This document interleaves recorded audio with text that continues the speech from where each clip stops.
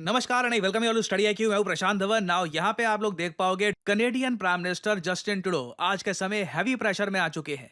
मैं एक बार चाहता हूं आप ऑब्जर्व करें कि डोनाल्ड ट्रंप और इलॉन मस्क कितने ज्यादा पावरफुल बन चुके हैं। ये एक डेडली कॉम्बिनेशन है। दुनिया के सबसे पॉपुलर लीडर का जो लीड कर रहा है दुनिया की सबसे ताकतवर देश को, और साथ ही साथ दुनिया का सबसे अमीर आदमी जो बाय एंड लार्ज आप कह सकते हैं दुनिया का सबसे इंटेलिजेंट बिलियनियर भी है। इलॉन मस्क की इंटेलिजेंस जो इनकी क्रिएटिविटी है, आई डोंट थिंक हमने किसी बिलियनियर में इस लेवल की क्रिएटिविटी इंटेलिजेंस देखी है कई दशकों में, परहैप्स इवन कई सदियों में।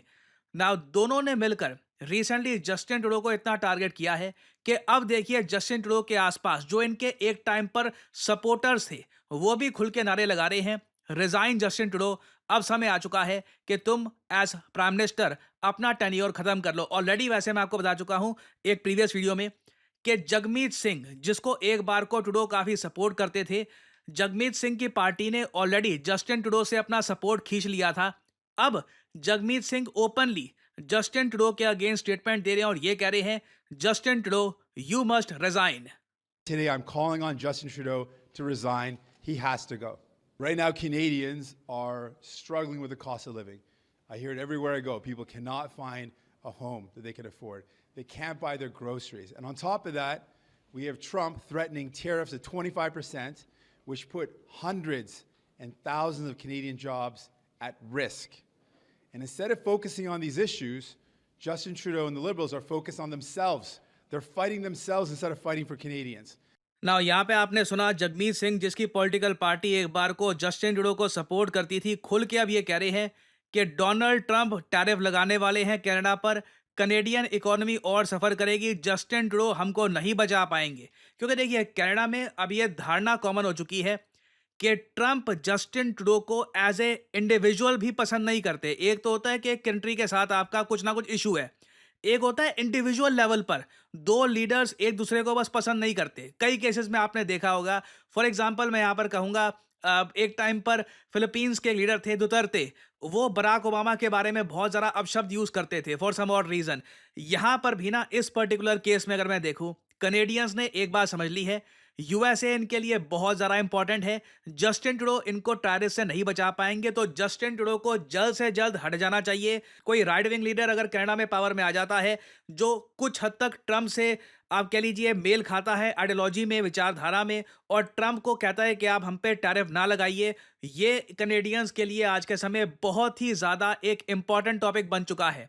और इंटरेस्टिंगली रिसेंटली आपने देखा होगा कि जस्टिन ट्रूडो की एक बहुत ही इंपॉर्टेंट मिनिस्टर ने रिजाइन भी कर दिया था। यहाँ पे आप देख पाओगे हाल ही में कनाडा की जो वित्त मंत्री है, देखिए किसी भी देश के ना 3-4 मिनिस्टर्स हैं जो पीएम के आसपास हमेशा आपको दिखते हैं। विदेश मंत्री, वित्त मंत्री, रक्षा मंत्री, ये 3 मिनिस्टर जो है ना हर कंट्री के वर्ल्ड फेमस होते हैं, स्पेशली जो मेजर कंट्रीज है दुनिया की। नाउ जस्टिन ट्रूडो की वित्त मंत्री ने अचानक से रिजाइन कर दिया ये कहकर कि मैं देखिए जिस दिशा में देश जा रहा है उससे सहमत नहीं हूं, और जस्टिन ट्रूडो की आलोचना करके इन्होंने सरकार छोड़ दिया। आप सोच कर देखिए उसके बाद डोनाल्ड ट्रंप को यह कहने का फिर से मौका मिल गया कि गवर्नर ट्रूडो ये क्या हुआ, हमारी जो स्टेट है कनाडा। ट्रंप तो आज भी बार बार रिपीटेडली ये बात बोलते जा रहे हैं कि कनाडा यूएसए की स्टेट है, जस्टिन ट्रूडो कोई प्रधानमंत्री नहीं है, ये गवर्नर है। तो ये कह रहे हैं गवर्नर ट्रूडो ये क्या हुआ, आपकी जो वित्त मंत्री हैं ये इन्होंने रिजाइन कर दिया। और एक्चुअली मैं कई अमेरिकन जियोपॉलिटिकल फोरम में पढ़ रहा था, वहां पर कुछ लोग क्लेम कर रहे हैं, ना अगेन यहाँ पे मैं जो बोलने वाला हूँ ये वेरीफाइड नहीं है, बट आप अगर अमेरिकन जियोपॉलिटिकल फोरम्स में देखोगे वहां पर एक बात काफी सर्कुलेट की जा रही है कि ट्रंप जब जस्टिन ट्रूडो से बात कर रहे थे तब ना सिर्फ इन्होंने मजाक में जस्टिन ट्रूडो को गवर्नर बुलाया, कनाडा को एक राज्य बोल दिया, इन्होंने यहां तक भी थोड़ा सा हिंट दिया कि आप अगर यूएसए का पार्ट बन जाते हैं ना तो आपकी करेंसी हो जाएगी अमेरिकन डॉलर। अभी आपको पता होगा कनाडा की करेंसी है कनेडियन डॉलर, ये अमेरिकन डॉलर से कमजोर है। और ट्रंप ने कहा कि बहुत सारे आपको और बेनिफिट्स मिलेंगे आप अगर यूएसए का पार्ट बन जाते हैं। ट्रंप ने एक्चुअली एक प्रॉपर रोड मैप दिखाया था जस्टिन ट्रूडो को कि आप यूएसए का पार्ट बन जाइए, इससे आपको फायदा ही होगा ना। ऑब्वियसली कनेडियंस इस बात को लेकर बहुत ऑफेंडेड फील कर रहे हैं। रिसेंटली बीबीसी ने आम कनेडियन से पूछा कि डोनाल्ड ट्रंप खुल के कह रहे हैं कि आपके देश की सॉवरेनिटी वगैरह कुछ नहीं है, आपके प्रधानमंत्री एक गवर्नर है, आपका देश बस एक राज्य है। बहुत बड़ी बात है ये। अगेन मैं हमेशा आपको बोलूंगा जब कोई बात समझ ना आ रही हो, खुद पे अप्लाई करके देखो कि मेरे देश को कोई ऐसा बोल दे, क्या खून खौलेगा? इमेजिन करके देखिए कोई इंडिया के बारे में कोई बोल दे ऐसा, यूएस या चाइना वगैरह, देश का एक-एक नागरिक देश को बचाने के लिए खड़ा हो जाएगा, कहेगा कि नहीं, हमारा खुद का स्वाभिमान है, खुद का हमारा देश है, we will protect its sovereignty. तो कनाडा में भी आज के समय लोग बहुत ज़्यादा गुस्सा है इस बात को लेकर। ना गुस्सा देखिए आप तब हो सकते हैं जब आपके पास कुछ पावर हो। कनाडा एक हेल्पलेस कंट्री है, कंप्लीटली डिपेंडेंट ऑन यूएसए, और इसलिए अब कनेडियन जो लोग हैं वो अपना गुस्सा सिंस यूएसए पे निकाल नहीं सकते, ट्रंप पे निकाल नहीं सकते, क्योंकि जैसे मैंने आपको बताया Trump is a very powerful leader right now. ये लोग अपना गुस्सा निकाल रहे हैं जस्टिन ट्रूडो पर और ये कह रहे हैं कि जस्टिन, तुम्हारी वजह से ये सब हो रहा है, टैरिफ का खतरा, हमारे देश का मजाक उड़ाया जा रहा है। फिर साथ ही साथ देखिए इंडिया के साथ भी जस्टिन ट्रूडो ने जो रिलेशंस खराब कर दिए थे ना, उसकी वजह से भी कई कनेडियंस ने ये सोचा कि हमारे प्रधानमंत्री कर क्या रहे हैं, इंडिया के साथ उल्टा वेस्टर्न कंट्रीज रिलेशंस इंप्रूव कर रहे हैं, चाहे चाहे फ्रांस हो, चाहे यूके हो, यूएसए, ऑस्ट्रेलिया हो। इंडिया क्वाड का मेंबर है। कनाडा आज के समय अकेला G7 कंट्री है जो इंडिया के अगेंस्ट खड़ा है, बाकी सभी कंट्रीज बहुत ज्यादा प्रो इंडिया है। और अब देखिए पॉसिबिलिटी काफी हद तक बनी हुई है कि पॉलिटिकल प्रेशर के अंडर जस्टिन ट्रूडो हो सकता है रिजाइन कर दें, क्योंकि ऑलरेडी जो ये सरकार चला रहे हैं कनेडियन पार्लियामेंट में, ये बहुमत की सरकार नहीं है, ये माइनॉरिटी गवर्नमेंट है। टेक्निकली अभी इनको कनाडा का पीएम होना भी नहीं चाहिए, बट कैसे ना कैसे करके ये मैनेज कर लेते हैं। जब भी वोटिंग होती है नो कॉन्फिडेंस की, कुछ पार्टीज का सपोर्ट लेकर इनकी पार्टी बच जाती है। बट पॉसिबिलिटी है कि अगली बार जब इनके पार्लियामेंट में वोटिंग होगी ये चेक करने के लिए कि जस्टिन ट्रूडो के पास बहुमत है या नहीं, पॉसिबिलिटी है कि ये खुद को इस बार नहीं बचा पाएंगे, क्योंकि अब जस्टिन ट्रूडो के अगेंस्ट जो मोमेंटम है कनाडा में ये बहुत ज़्यादा हो चुका है। और इस सब का इम्पैक्ट इंडिया पे क्या होगा, मैं देखिए एक ही बात पे फोकस करता हूँ कि इंडिया के लिए इम्पॉर्टेंट ये है कि हम एक तरफ ब्रिक्स के भी पार्ट रहें, दूसरी तरफ G7 समिट्स को भी अटेंड करते रहें। अब हमारे लिए प्रॉब्लम ये होने वाली थी, 2025 का जो G7 समिट है ये होस्ट कर रहा है कनाडा। जून 2025 में ये समिट होगा, अभी टाइम है। नाउ इंडिया के लिए ऑब्वियसली बहुत ऑकवर्ड होता अगर जस्टिन ट्रूडो उस वक्त प्रधानमंत्री होते, पीएम मोदी वहां पर जाते, जस्टिन ट्रूडो से हाथ मिलाना, बातचीत करना बहुत ज्यादा ऑकवर्ड होता, स्पेशली आफ्टर जस्टिन ट्रूडो ने इतने सारे आरोप लगाए हैं इंडियन गवर्नमेंट पे, इंडियन मिनिस्टर्स पर। तो इंडियन पर्सपेक्टिव से आप अगर देखें तो बहुत अच्छा होगा अगर कनाडा में जेन्युइनली जस्टिन ट्रूडो प्रेशर में आकर रिजाइन कर जाते हैं और यहाँ पे चुनाव फिर से होते हैं। मैं आपको ये बता दूं, अगर कनाडा में फिर से चुनाव होते हैं, जस्टिन ट्रूडो के जीतने के चांसेस बहुत ज़्यादा कम है। इलॉन मस्क ने जो भविष्यवाणी करी थी कि जस्टिन ट्रूडो लंबे समय तक पावर में नहीं रहेंगे, it is very much correct. और इसका देखिए डायरेक्ट बेनिफिट मिलता है भारत को। भारत सरकार ने ऑन रिकॉर्ड कहा है कि इंडिया कनाडा रिलेशंस को सिर्फ एक ही आदमी डैमेज कर रहा है लगातार, अपनी ईगो की वजह से, अपने पर्सनल इंटरेस्ट की वजह से। वो आदमी है जस्टिन ट्रूडो। इनके जाते ही इंडिया कनाडा रिलेशंस, जो मैं कहूँगा बहुत इंपॉर्टेंट है, मैंने हमेशा से कहा है कनाडा एक सुंदर देश है, बहुत सारे इंडियंस वहाँ पर गए हैं, उन्होंने काफ़ी सक्सेस हासिल करी है। तो वहाँ पे उस कंट्री के साथ हमारे रिलेशंस खराब होने चाहिए नहीं, it doesn't make sense. Justin Trudeau ने ये सब किया है और इनके जाते ही आप नोटिस करोगे इंडिया कनाडा के रिलेशंस रीसेट होंगे। PM Modi confidently with proper positivity ये अटेंड कर सकते हैं G7 समिट कनाडा का, and overall things will get better. तो मैं कहूँगा सबके लिए ही अच्छा होगा, बट अगेन एक लीडर की जिद भी होती है कि नहीं मैं रिजाइन नहीं करूंगा। देखते हैं कि जस्टिन ट्रूडो अपनी कुर्सी को बचा कर रखते हैं। इवेंचुअली मैं आपको बता दूं, the fall of Justin Trudeau is inevitable. This is not a prediction, it's a spoiler. तो इससे रिलेटेड अभी काफी डेवलपमेंट्स आएंगी, मैं आपके लिए बाद में अपडेटेड वीडियोस लाता रहूंगा। और फाइनली आप लोगों से मैं एक सवाल पूछूंगा। देखिए हाल ही में बहुत ही बड़ी न्यूज़ सामने आई है कि पहली बार एक यूरोपियन कंट्री ने CPTPP को ज्वाइन कर लिया है। ये देखिए एक फ्री ट्रेड ब्लॉक है, फ्री ट्रेड एग्रीमेंट होता है इसके अंडर।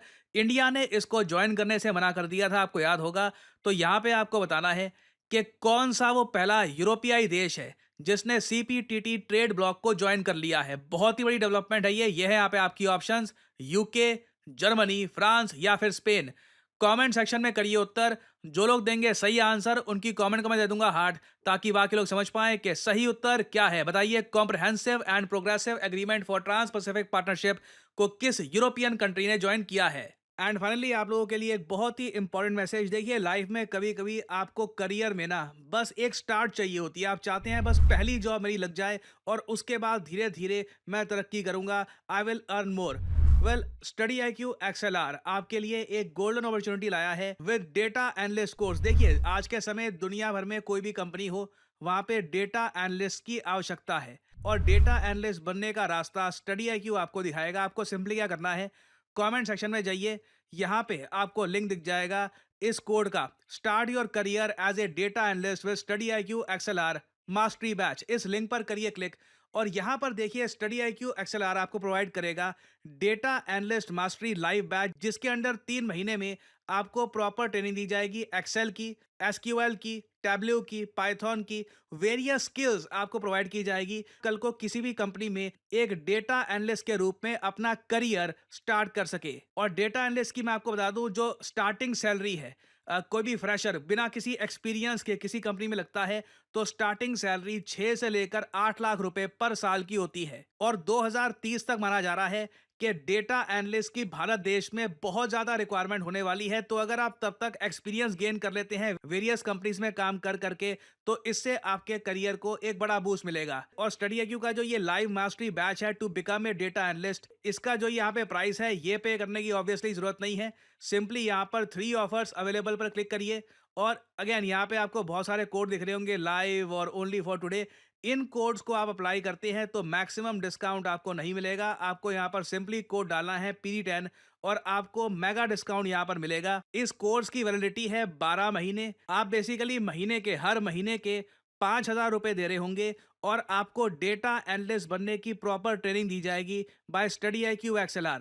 हाँ, प्लेसमेंट की बात, प्लेसमेंट में भी स्टडी IQ आपकी हेल्प करेगा ताकि आपकी जॉब लग जाए मार्केट में। वैसे मैं आपको ये बता दूं, डेटा एनालिस्ट की डिमांड इतनी है कि आपके पास प्रॉपर सर्टिफिकेशन है, क्योंकि इस कोर्स में आपको सर्टिफिकेशन भी मिलती है कि आपने ये कोर्स कंप्लीट कर लिया है। और अगर आप चाहें तो इस कोर्स में ये भी ऑप्शन अवेलेबल है कि IIT मद्रास के थ्रू आपको एक अलग से भी सर्टिफिकेशन मिल सकती है। उसके बारे में जो हमारे एजुकेटर्स हैं यहाँ पे इस कोर्स के, उनसे आप बात कर सकते हैं। तो आपके लिए देखिए दरवाजे बिल्कुल खुल जाएंगे एक नई करियर अपॉर्चुनिटी के। और अगर आप सोच रहे हैं कि क्या ये सब करने के लिए मैथमेटिक्स बहुत ज़्यादा अच्छा होना चाहिए, तो इसका आंसर है नहीं। मैथ्स आपका अगर नॉर्मल भी है, बेसिक आपको मैथ्स आता है, तो भी आप बहुत आराम से कर सकते हैं। मेन यहाँ पे क्वेश्चन आता है कि आप में इंटेलिजेंस होनी चाहिए, आपकी रीजनिंग एबिलिटी अच्छी होनी चाहिए। ये सारी स्किल्स आप एक्वायर कर सकते हैं और अपना करियर आप किक स्टार्ट कर सकते हैं with this course. So use करिए code PD10 to get the maximum discount in this course and start your journey as a data analyst. So इसी नोट के साथ यह है वीडियो का अंत। Thank you for listening, and as I always say, may the gods watch over you.